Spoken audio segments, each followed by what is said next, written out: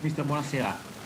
Dopo aver sentito quello che ha detto già sull'approccio, che chiaramente sarebbe la domanda principale, le chiedo una cosa sulla costruzione dal basso. Non si è mai parlato in Italia così tanto di questo. È chiaro che è semplice oggi dire, è facile lanciarla lunga, ovviamente è molto diverso rispetto a questo, però ci spiega perché, come immagino, continuerà a chiedere la costruzione dal basso e che cosa non è andato evidentemente in quell'azione. Grazie.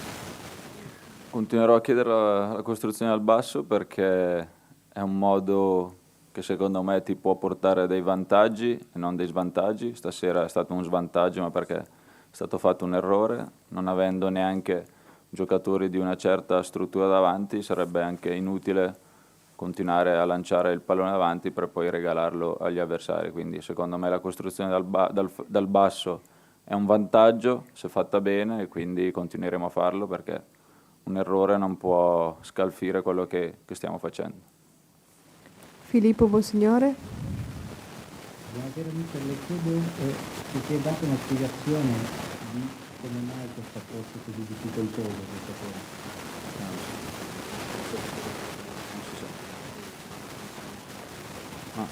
Ma un approccio così difficoltoso, se dopo un minuto vai sotto di un gol in questo modo così rocambolesco, è normale che un po' di fiducia nei giocatori viene a mancare. Avevamo preparato la partita in modo diverso, sapendo che sarebbe stata una gara dura, come poi lo si è dimostrato, sapendo che loro erano molto bravi a difendersi, a stare compatti, quindi quando poi gli porti sul piatto d'argento la partita che vogliono fare, poi diventa tutto più difficile.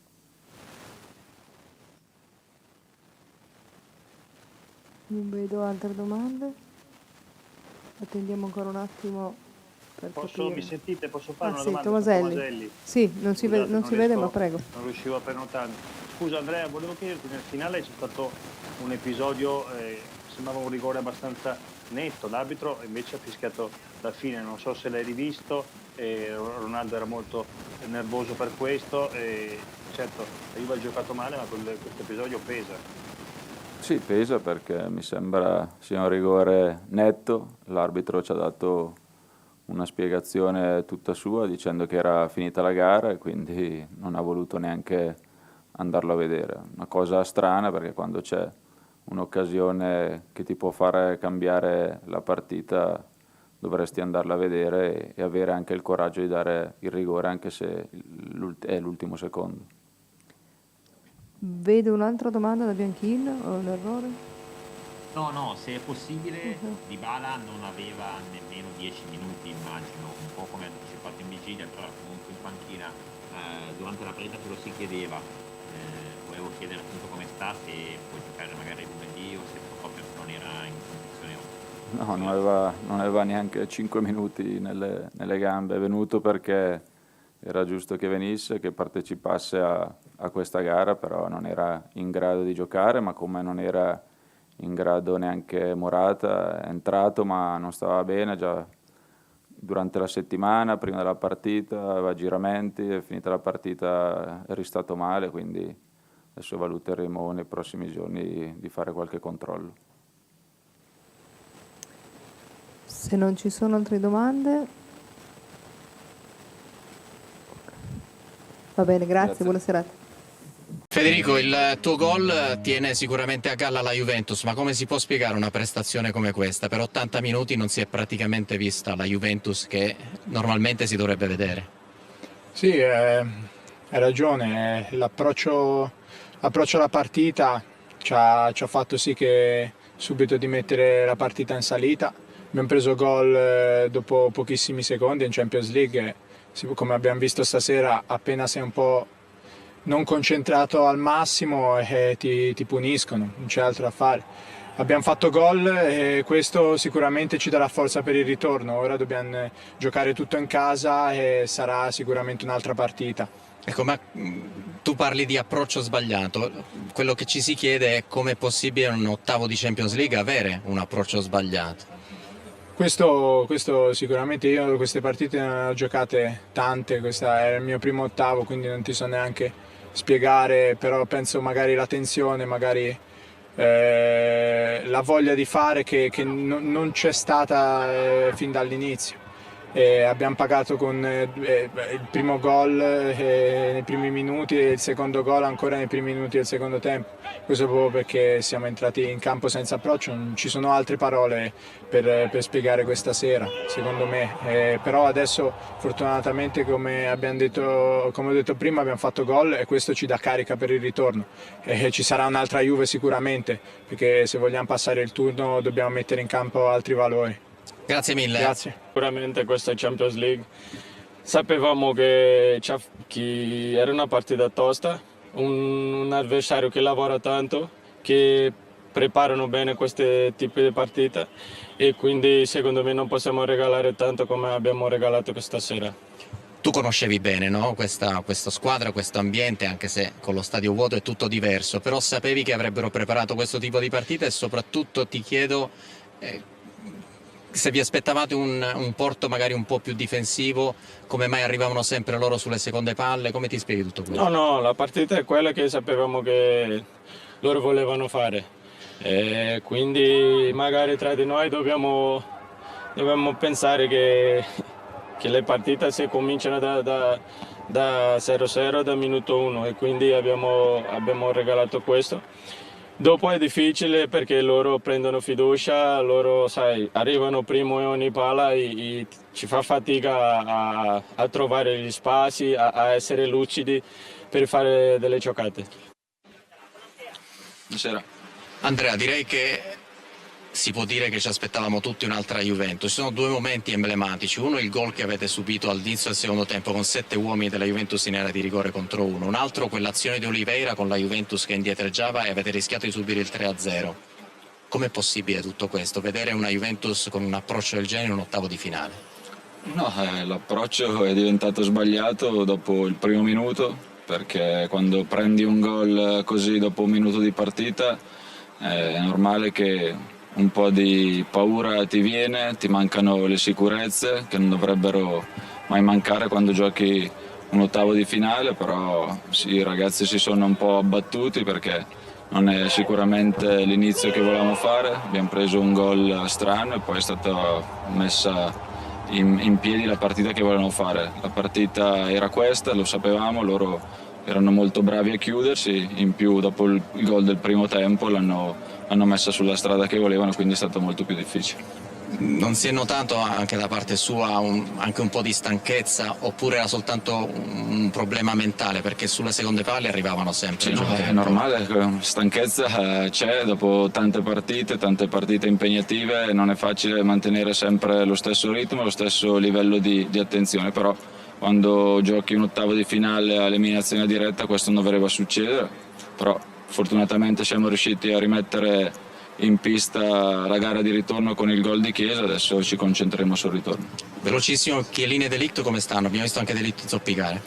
Ma De Ligt ha avuto solo un crampo fortunatamente, Chiellini ha avuto un risentimento al polpaccio, Morata anche non stava bene fin da prima della partita, è stato male anche adesso quando è terminata, quindi un po' incerottati, però dobbiamo cercare di recuperare. Anna.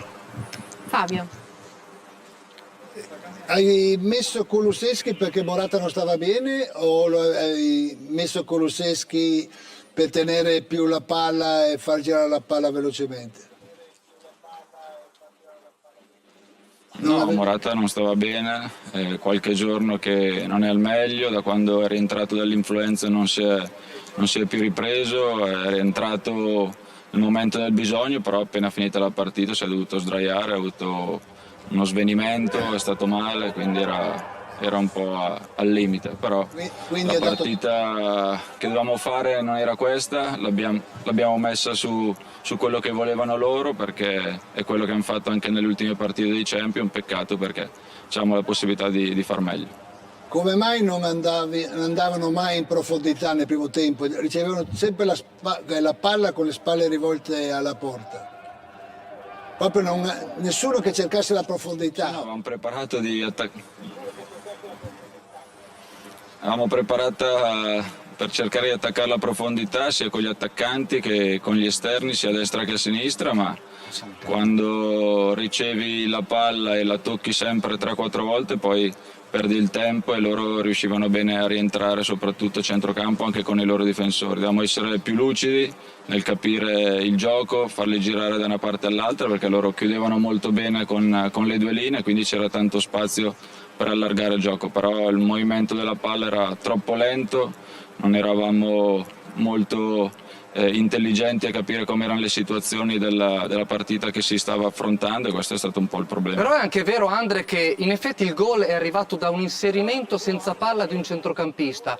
Ecco, oltre forse alla punta centrale che insomma mi auguro che non c'era, che probabilmente non ha chiamata, però forse anche i centrocampisti sono andati poco, tant'è che forse il gol è arrivato proprio da questo inserimento di Rabiot oltre la linea. Sì, avevamo preparato di cambiare il gioco sui nostri esterni e poi sul cambio di gioco di attaccare le spalle del terzino con questo tipo di movimento. L'abbiamo fatto troppo poche volte, l'abbiamo fatto solo nei minuti finali, invece nel primo tempo l'abbiamo fatto poco sia con McKennie che con Kulusevski dall'altra parte. Poi quando riesci a starli in mezzo con 11 giocatori dietro la linea della palla poi diventa molto più difficile. Paolo Flash. Andrea, è il terzo anno, tu ovviamente sei responsabile soltanto di questo, ma è il terzo anno che la Juventus fallisce la gara d'andata degli ottavi di Champions. Qual è, secondo te, esiste un trade union, un leitmotiv che fa sì che la Juventus arrivi mentalmente, secondo me, impreparata a questa partita che è l'inizio della seconda fase della stagione? No, io parlo per me, parlo per la partita di questa sera, l'avevamo preparata bene, diversa da quella che poi si è prospettata durante la partita. Non era l'atteggiamento che volevamo imporre alla gara, però quando poi parti dopo un minuto che sei sotto di un gol diventa molto più dura, perché loro sapevamo che si chiudevano molto bene, nelle ultime partite di Champions non avevano mai preso gol e quindi era il tipo di partita che volevano fare e l'abbiamo messa su un piatto d'argento dopo un minuto e quindi poi dopo da lì diventa tutto più complicato. Grazie Andrea Pirlo. Allora noi adesso ci fermiamo qualche istante. Buonasera. Andrea, direi che si può dire che ci aspettavamo tutti un'altra Juventus. Ci sono due momenti emblematici. Uno il gol che avete subito all'inizio del secondo tempo con 7 uomini della Juventus in area di rigore contro 1. Un altro quell'azione di Oliveira con la Juventus che indietreggiava e avete rischiato di subire il 3-0. Com'è possibile tutto questo? Vedere una Juventus con un approccio del genere in un ottavo di finale?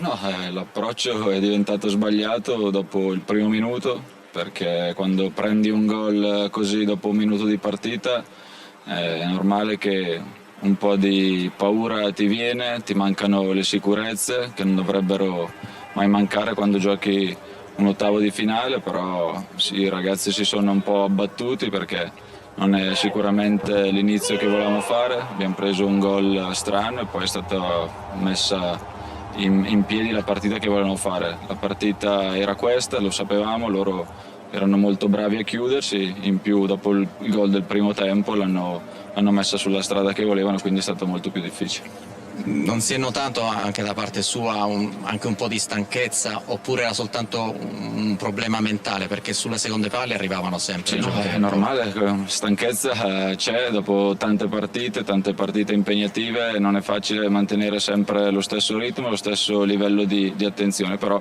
quando giochi un ottavo di finale all'eliminazione diretta questo non dovrebbe succedere, però fortunatamente siamo riusciti a rimettere in pista la gara di ritorno.